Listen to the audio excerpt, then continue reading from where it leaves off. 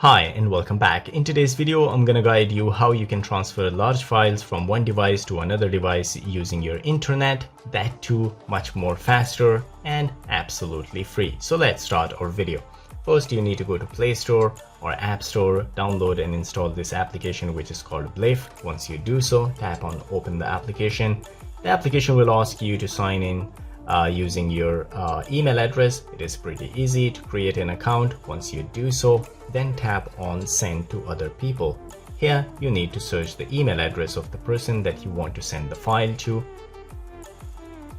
So guys, once you find the person, tap on the profile of that person. It will bring you here.